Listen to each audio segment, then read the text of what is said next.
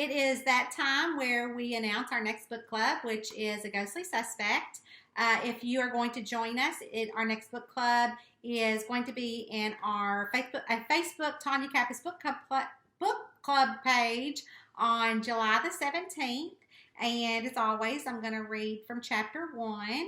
I hope you guys join us. If you're new to book club, how we do it is I post questions that are there all day long. If you're at work, you can come back and answer those questions and participate. We also do a giveaway at the end of the book club, which is at the end of the night, and the next day I pick a winner. So I hope you join us. So I'm going to go ahead and get started reading the first chapter. And the thing's a little grainy today. I'm not very good at this whole video thing, but I am an author, not a videographer. So we're going to go down there. All right, you ready? Here we go. Chapter 1. As I'm living and breathing, Debbie Dooley was the last person I thought would be waiting to see me in the vestibule of eternal slumber. Debbie Dooley, what on earth are you doing in Sleepy Hollow? Debbie glanced over at the elderly couple sitting on the couch. She pulled a feather and incense from her hobo bag. I need to see you for a second, she whispers as she leaned in and looked at me from underneath her blunt bangs. She tucked a strand of her chin-length bob brown hair behind her ear before she lit the incense. You probably shouldn't do that. I tried to stop her from lighting the smelly stick. Oh, it's fine. Debbie bounced on the balls of her feet, making the bell ankle bracelet come to life with happy jingling sound. Mr. and Mrs. Clark, do you mind waiting one more minute? I asked the couple who were there to see me about their pre-need funeral arrangements. It sounded creepy, but I'd found people took comfort in making their final resting place decisions and not leaving it up to their loved ones to do. As the undertaker and owner of Eternal Slumber, I'd been able to provide these options a few years ago before any other funeral home was offering them to their clients. Every funeral home out there offered different services, and sometimes I felt like I was behind the 8 ball. The Clarks huddled together. Mrs. Clark fanned her hand in front of her face to push away the earthy smell coming from Debbie's smoke. Mr. Clark gave her the stink eye, but Debbie didn't care. She fanned a little extra their way. Well, Roger does have an appointment with Doc Clyde about his gout. Mrs. Clark glanced up at her husband. Her hand was gripped around the crook of his elbow. Don't worry, sissy. His wrinkled hand patted his wife's. We've got plenty of time, he assured her. Don't miss that appointment. Debbie used the feather to brush more smoke over the Clark's head and concentrate on what she saw in the smoke. I'm not sure they have that much time, Debbie whispered. My friend has come all the way from Lexington, and she just needs 1 minute. I grabbed Debbie by the arm. If that's okay, I said to them through gritted teeth in hopes that Debbie would get the hint. She didn't. She just jerked away and disappeared into one of the viewing rooms, probably to get rid of any sort of spirits lingering there. Still, I had to make sure it was okay with the Clarks to wait a couple more minutes, seeing how last year I'd spent a whole lot of time and effort building the client list back up and bringing the finances into the black for Eternal Slumber. Not that a funeral home should ever go without business. There was plenty of business. Someone was always dying, but when they figured the undertaker was what you'd call a smidgen cuckoo, they didn't feel comfortable leaving their loved ones in my hands. After a couple of years of being ghost-free, I felt great and back in business. Not the ghosting business, the funeral home business. Hello, Hetty Bell trilled when she walked into the front door of the funeral home, carrying a tray with a glass of pitcher with the sweetest tea this side of the Mississippi. She set it down on the antique credenza. Hetty stood a few inches taller than me. Her black hair was pulled into a low ponytail, and her bangs were styled to the side across the right brow line. She had on a pair of yoga pants and a zipped-up hoodie, no doubt ready to teach one of her classes at Pose and Relax, her yoga studio.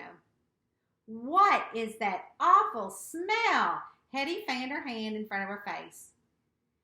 And look here, I said to the Clarks and waved Hetty over, hoping to avoid any more conversations about Debbie. You're here in time to enjoy a glass of Granny sweet iced tea. I smiled at the elderly couple. Do you think you could pour them a glass? I winked at Hetty. I sure can. She pinched a smile, her nose crinkled in a ooh kind of way. On her way over to pour them some iced tea, she whispered under her breath, you really need to get that smell checked out. I smiled and sucked in a deep breath, offering a glass of Granny's sweet tea, a new feature I thought would be nice for the clients.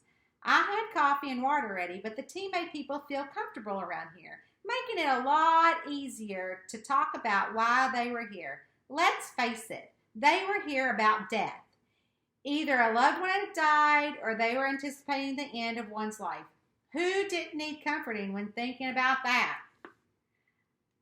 I have to be back to the inn, Hetty said after she gave the Clarks their tea. Tell Granny hello, I told Hetty. Hetty helped out my Granny Zula Faye Rains Payne at the Sleepy Hollow Inn when Granny needed her. Thanks, Hetty, I called before she shut the door behind her. Mr. and Mrs. Clark, enjoy that tea. I'll be with you shortly, I said to them before I motioned for Debbie to come to my office. The long, flowing ankle-length chiffon material waved around Debbie as she walked. I'll take that, I said, and grabbed the incense out of her hand, snuffing it in the potted plant on the credenza next to the tray of tea. Debbie nodded and slipped the feather in her bag. Would you like a coffee? I asked Debbie. I'll take one of those teas. She looked over at the Clarks. Sure, I should have known. Granny's tea was well known all over these parts of Kentucky. She always boiled her tea in the same pot every single time. She claimed it was seasoned, and I wasn't one to argue. She was the master. Emily, your obits are late. Flugie Callahan walked in the door of the funeral home. She was the editor-in-chief of the Sleepy Hollow News and here to get the list of obituaries and service times to put in this week's paper. Her dirty blonde hair was piled up on her in a top knot, held in place by a scrunchie.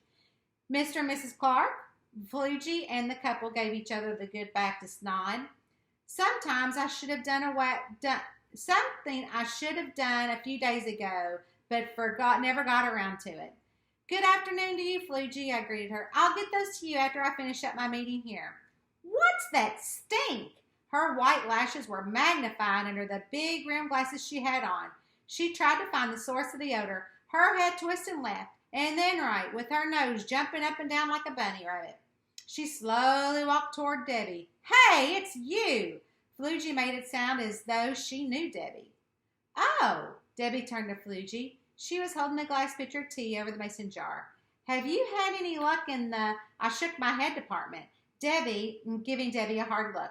The thing with Debbie is she just blurted out things to people she didn't know. This wouldn't go very well in a Southern Baptist town of Sleepy Hollow, so I knew I had to put a stop to any further conversation and get Debbie out of here as fast as I could.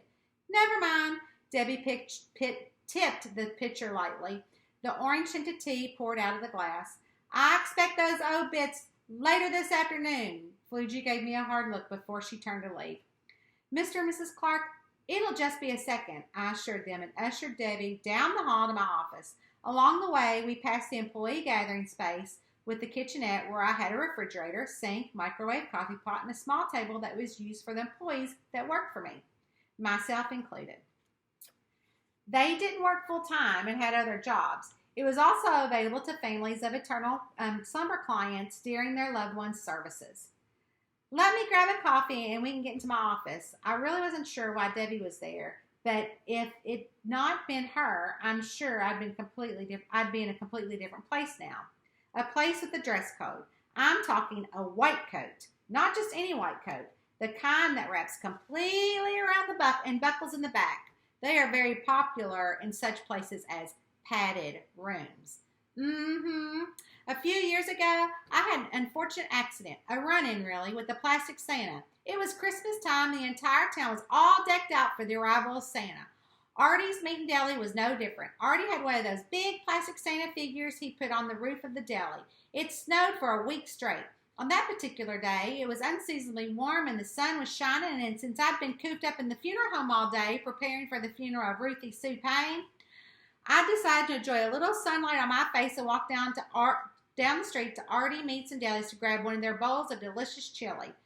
Like Granny made the best sweet tea, Artie made the best chili. My mouth was watering all the way down the street. The sun warmed my face and there was a giddy up in my step. Business was on a roll and life was good, too good. And before I could walk under the arty meat and deli awning, the sun had melted the snow and ice on the roof. And the next thing I know, I heard something. I looked up, and down came that big Santa, landing right on my head, knocking me flat out. I woke up in the hospital with more than just a knot. Literally, I thought I was goner like the clients I'd put 6 feet under because Chicken Teeter, a resident of Sleepy Hollow who I'd put in the ground a few years prior, and Ruthie Sue Payne, who had been a current Eternal Slumber client, were standing right next to my hospital bed. They were there to take me to the big guy in the sky, the maker, or so I thought. When I started to talk to them, it was then that I realized I was alive. And Granny, along with Charlotte, my sister, were by my side, trying to get Doc Clyde to figure out what happened to my brain because I told them about Chicken and Ruthie. It was the turning point in my life when I realized Santa had knocked me into a world where I could see the dearly departed, dead people. Doc Clyde was quick to diagnose me with the funeral trauma. He said I'd been around the dead too long and forced Granny's hand and given me a vacation. I'd yet to be the owner of the funeral home, so I had to do what she said. Because once it got around to our gossipy town, clients didn't want the crazy undertaker dealing with their loved ones, and they started to cancel their pre-need funeral arrangements. Ruthie. Ruthie was my first ghost. Her ghost told me she was murdered. She wasn't crossing over until I helped her find her killer and bring them to justice. Sounded easy? Not so much. Trying to sneak around and not be seen talking to a ghost had proven to be a bit harder than I'd anticipated. I thought I'd been fooling everyone and keeping the funeral trauma in check. Little did I know that Sheriff Jack Henry Ross was watching my every move and knew there was more than the funeral trauma. He had an internal instinct that I was communicating with the dead, and that's where Debbie Dooley, the psychic, had come into my life. Jack Henry took me to see her, and that's when she told me about my gift, or curse, a betweener. Sit down, I gestured for Debbie to sit down in front of my desk. The sun was filtering the old office. The wood paneling had long since needed to be replaced, but I rarely spent time in here. If I needed to see a client, I generally took them into one of the viewing rooms so they could picture what they wanted, or when we went into my sister Charlotte Ray's office. Charlotte Ray was no longer among the living. I missed her every day, and when she came to me as a betweener client, I didn't want to help her because I knew that once I found her killer, she'd leave me forever. I'll stand. Debbie's hands shook as she brought the glass of tea up to her lips. She walked over to the window and glanced out. How's David? I asked about her only son. There was some tension, and she loved talking about him, and asking about him would definitely break the ice. He's in his first year of college. She looked back at me and put her hand up to her mouth. David, she gasped. Her eyes clouded with tears. Debbie, I got up from the chair and hurried over. What's wrong? Are you okay? Tell me that you see dead people, murdered dead people. A tear dripped out of her eye and down her face. I need to hear you say it. Huh? I was taken back by her unusual request. You know I do. You've been my advisor these past few years, though I've not seen a ghost in over a year. I watched her intently.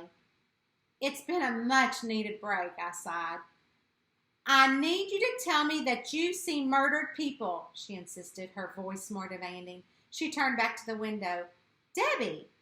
Her serious tone made me search her face for some answers. Do you know something? Are you trying to tell me something? I asked her. It wouldn't be unusual to seek guidance from her and for her to tell me something about me or a betweener client, but she never came to Sleepy Hollow to see me or acted this way. Sorry. Debbie, I put my hand on her. She continued to stare outside. I need you to tell me that you see dead people, murdered people, she clarified, standing as still as a statue. It's that simple. Why can't you do this for me? You're scaring me, I gulped, my grip on her arm tighter. Don't, she screamed and jerked away, dropping her glass and shattering on the floor. Emily, is everything all right in here? Trevor O'Neill, Sleepy Hollow's new sheriff, and thorn in my behind, stood at the door in my office. He took off his cowboy hat and showed off his curly blonde hair. His dimples deepened, and he moved his bright green-eyed gaze between me and Debbie. His eyes moved down to the broken glass. It's fine. I hurried into my bathroom and grabbed a towel. What on earth is he doing here? My thoughts made my stomach gurgle. Ever since Trevor had been named sheriff, replacing Jack Henry when he left to take position at the Kentucky State Police, had made my life a living hell, literally. Miss, I heard Trevor refer to Debbie. I'm fine, I heard her whispered, followed up by fast footsteps. I came back with a towel to clean up the mess when I noticed Trevor and I were alone. Where did she go? I asked him, narrowing my eyes. What did you say to her? I bent down and picked up the larger pieces of glass, piling them on top of piling them up before I used the towel to start sopping up the tea. Maybe I should ask what you said to her to make her yell at you, and why you had your hand on her. He took slow steps toward me and stopped as he towered over my hunched body. What do you want? I asked him and stood up. Are you sick and need some arrangements? If you do, I hear Burns' funeral has plenty of openings. I might have been a little cruel saying such things to him, since I didn't wish him any harm or death or to anyone. But he didn't make my life any easier around here. Plus, I did take some pleasure in the low client rate Burns' funeral home had. That's the other funeral home in Sleepy Hollow. Trust me, B. Allen Burns swooped in here when her brother Odell Burns was elected mayor, leaving Burns' funeral home in need of another director. It just so happened to be the time everyone was looking for a new funeral home due to the funeral home trauma diagnosis. B. Allen did everything she could to steal my clients, and she did. And now it was my turn.